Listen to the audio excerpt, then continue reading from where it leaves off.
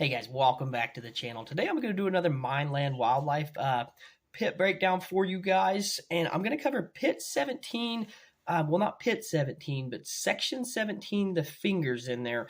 You'll see where they at when I get into the video. You'll see exactly where they are.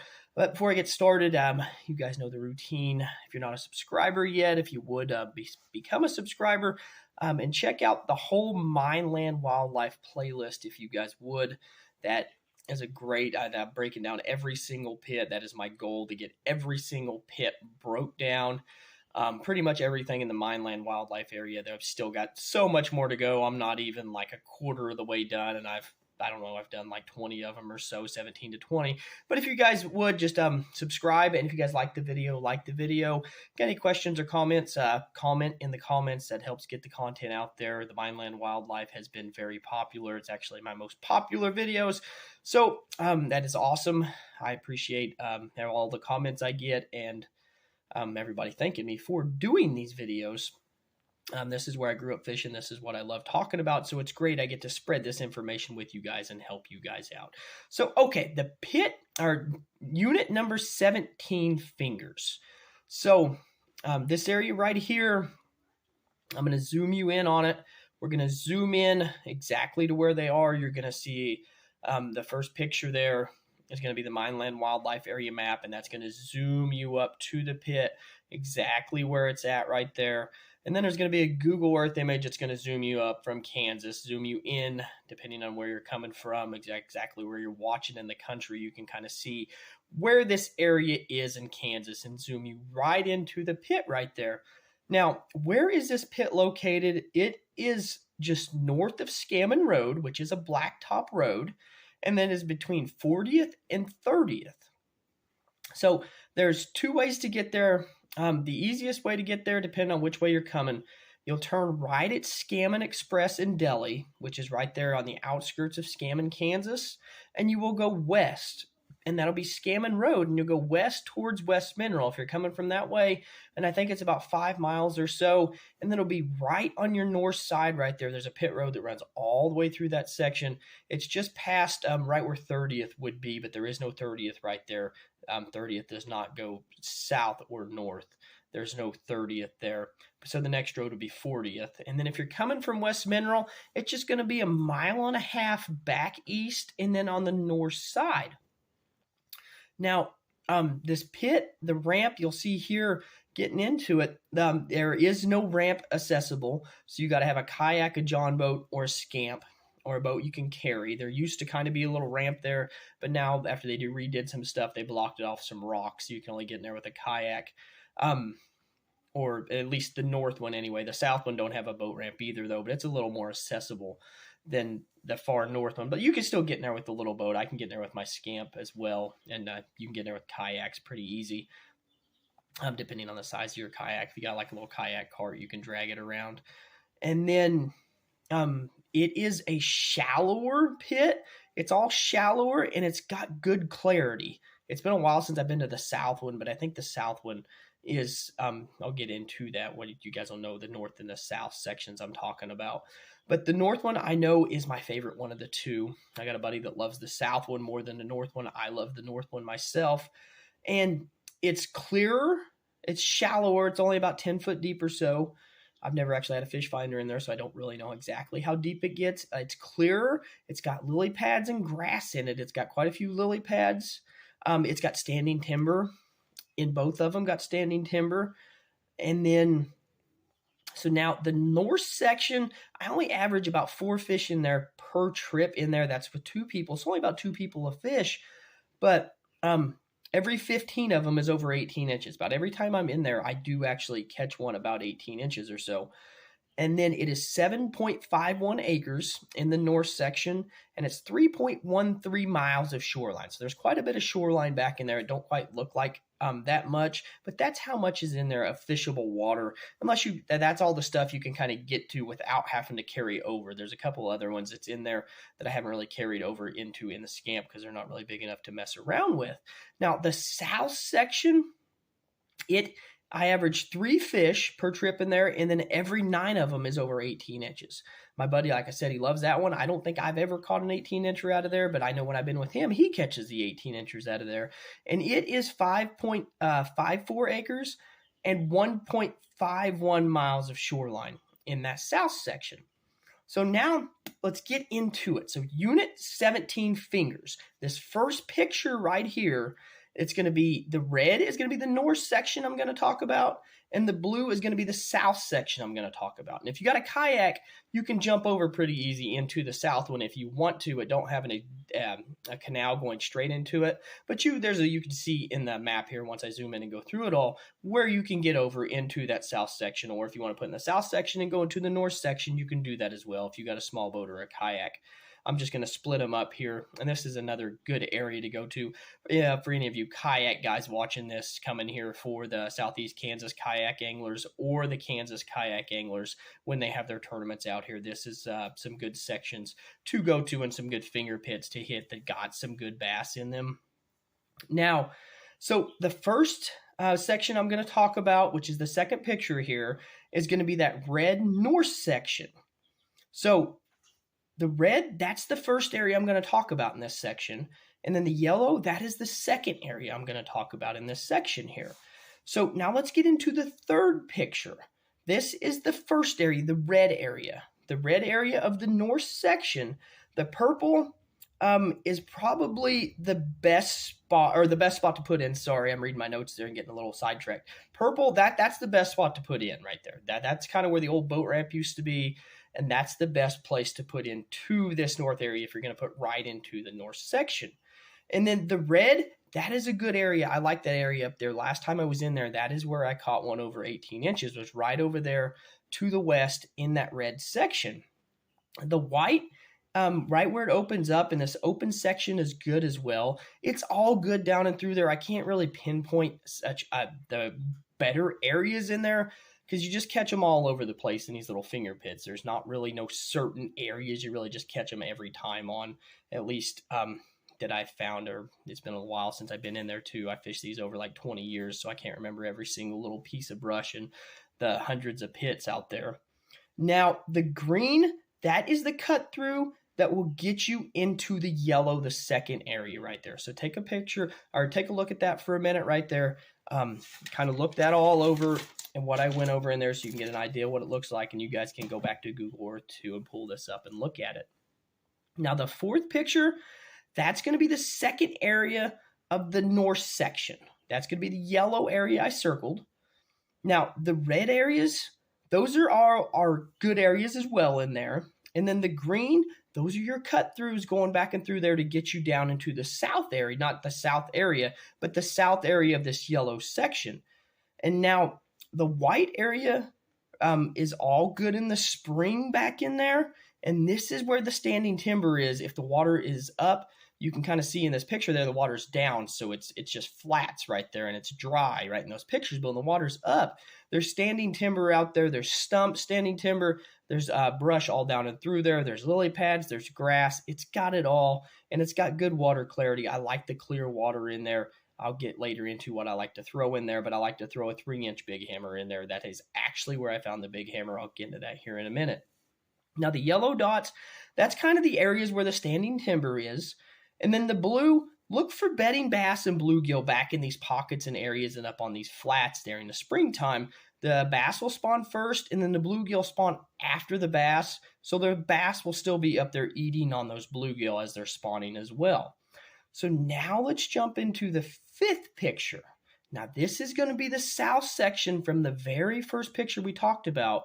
We had the north section and the south section. So this is going to be the south section, the blue area. So it's very grassy, and it's got some matted grass back in there. It's got stumps and it's got trees, so it's got it all as well, but it's got more matted grass than the north section. So now the red area, that right there is where you put in at. That's the best area to put in right there. And that's real shallow and swampy. I myself have never done real good in that area right there, but I'm not sure if my buddy has her either or not. I know he loves this section more than me. I've only been in there a few times. I'm not a real big fan of this, but he loves it and he's caught some really good fish out of it. I forgot to tell you guys, in the north section, the biggest one I have caught out of there was 4-something, 4.4 or 4.5. I think he's caught a 4 or 5 pounder out of the south section. So now the yellow, that is the best area to put in right there.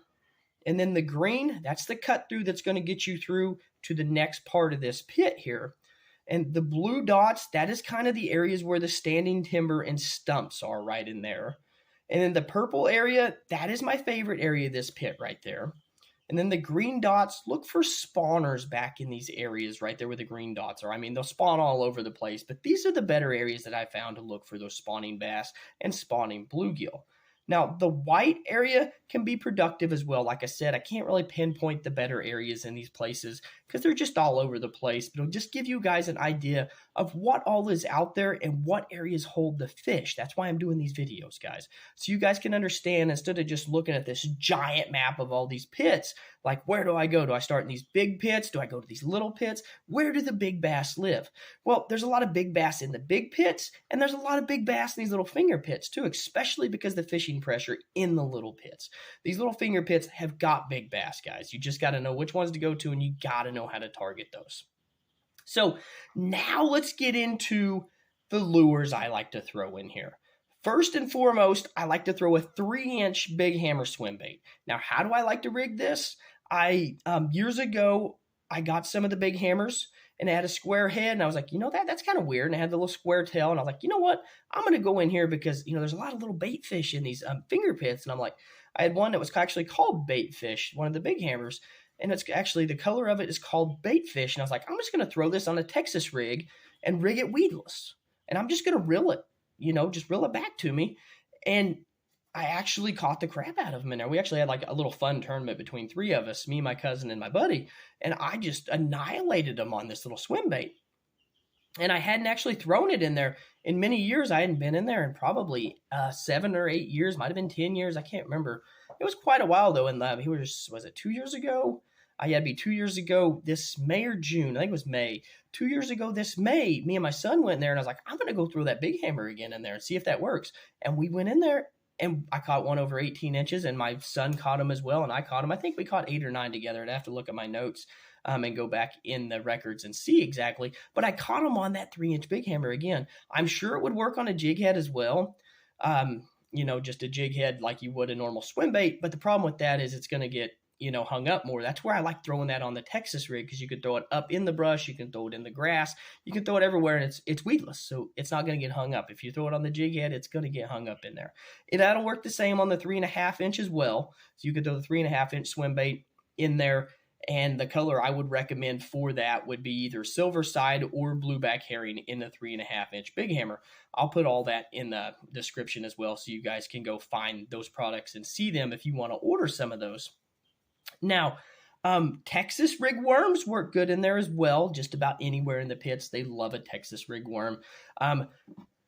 Texas rig worms, I like the big hammer ringer worm. I actually got it just up here for my videos because I talk about it so much.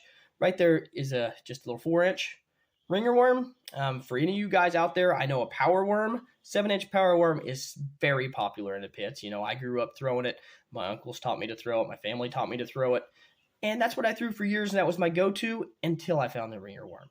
That ringer worm is deadly. It don't matter how you fish it. You can throw it on a lightweight Texas rig. You could throw it on a heavyweight Texas rig. You can peg the weight and flip it. Is actually where I have found out it works the best, especially flipping it into heavy cover, or get an even bigger weight on there and peg it a 1 ounce weight and punch the mats with it, guys. That is just a killer little bait. Now, what colors do I like to throw on that ringer worm? I like to throw green pumpkin. Of course, everybody loves green pumpkin. Magic bug is the color, though. I mean, the color says it all. Magic bug. My son calls it his secret weapon, the ringer worm. He calls it his secret weapon, and he calls that color his secret weapon, which is magic bug. They couldn't have thought of a better name for that color because it's magic. It just works everywhere. It don't matter the watercolor, dirty, clear, stained. They love it no matter what. They eat it everywhere. So another color is June bug, especially in the pits. They love June bug, guys. They love June bug because of the bluegill that get up on the beds. It imitates bluegill. and that's what they eat in a lot of these pits, is bluegill, so the June bug works really good. And another one is black and blue that works really good that I have found in that. Another one in the clear water is watermelon red. Watermelon red is an awesome color in clear water. A lot of people say they throw watermelon in dirty water. I've never done no good. I'll stick to the green pumpkin and the June bug in the dirty water myself. Now, another one in the summertime and when they're eating top water is try a frog, guys. I would recommend a Vexan Ninja swimmer frog. I'll put that in the description as well for you guys, so you can go look it up. It's a new bait. I just signed on with Vexan this year, and I have tried that out, and it is an awesome frog, guys. So I'm looking forward to getting out and catching more fish on that swimmer frog. It's a Ninja swimmer frog. They also make a poppin' frog. I like the swimmer frog in the pits because it don't get hung up as much. But if you're out in the open water more, you can throw that poppin' frog more. I'm more of the swimmer frog because I like to get it in those areas that poppin' frog can't go to. And then your beaver style plastics will work as well on a Texas rig. And then bladed jigs work good. I know a 2K jig sub blade. I like throwing it up in these areas, and I know a lot of guys, I'm not a real big bladed jig guy myself, but I know a lot of guys, I've seen videos from the Mineland Wildlife area of guys catching them on bladed jigs. And guys, if you want to catch big bass, bladed jigs is a way to catch big bass. Maybe that's why I'm not a big bass guy. I'm more of my limit guy, which in the pits, getting your limit and catching fish is the biggest thing. If you've seen some of our pit tournaments, you know it takes 3 pounds to win them. So you don't really want to try to spend your whole day targeting the big ones. I mean, if you catch it, you're going to win it, but you got to take that chance. There's a lot more littler ones than there are big ones. And you can catch the big ones on the littler baits, guys. But if you're going to throw, I mean, a bladed jig is a great way to get a big bite. But also this next lure is another way to get a big bite. And it's a finesse jig, guys. A 2K jigs, you guys hear me talk about it if you watch my pit videos. A 2K jig's little punk. You can't beat it in the pits. It's a little finesse jig, especially where the grass is. It's got a grass-style head on it. Comes really good through the grass. And I like to throw that in blue crab color. That is my favorite color. It don't matter where it is in the pits. Whether it's dirty or stained, clear, I like the blue crab. It works great. Now, what do I like to throw on there? I like to throw a smallie beaver as the trailer, or even depending on what the fish are biting that day. If they're wanting a bigger profile, you can even throw a missile D-bomb on the back of that. A baby D-bomb works good, or a big D-bomb. Full-size D-bomb works good. And I like to throw that in, I think it's Copper Chopper is the name of that color, or you can throw a straight green pumpkin, or even watermelon red works really good as a trailer on that blue crab. Not exactly sure why the watermelon red works. It's not blue. It's not, it ain't got no blue in it. It's just, it's watermelon, and it's kind of similar to, because it's kind of like a watermelon blue, the blue crab is, but they just love that watermelon red. I think it's just they see it, and it's a reaction strike because it's a little different. It gets their attention more with those red flakes in there. That works better in the clear water and when the sun's shining, so that red fleck actually flares out there so they can see it better. I'll put all this stuff in the description so you guys can go get you some if you want to get you some of those, and you'll see at the start of the video where I actually promote the 2K jigs, Little Punk, and the Big Hammer Ringworm, because those are my two favorite lures in the pits. I've won a lot of money over the past couple of years and won a lot of pit tournaments, won 2 Angler of the Years, or 2 Team of the Years, 2 Team of the Years in Columbus Bass Club with these two baits. These two baits have had the most success doing that once they get into the warmer months. The winter months, I like to mainly stick with the jerk bait. That is really been my go-to. I love throwing a jerk bait in the winter months. I wouldn't go away from that. I do go to a jig. I go to a wrecking ball jig in the pits, but these shallower pits, there's a little too much grass in them to throw the wrecking ball in there.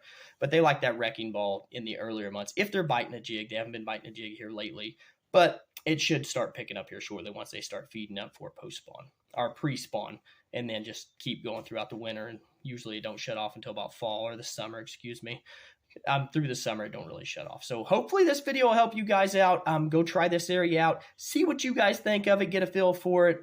That's why these videos are out here, so you guys ain't got to go out and try them all out. You can watch the videos and then decide where you want to go and give you an idea what's going on. All right, thanks, guys.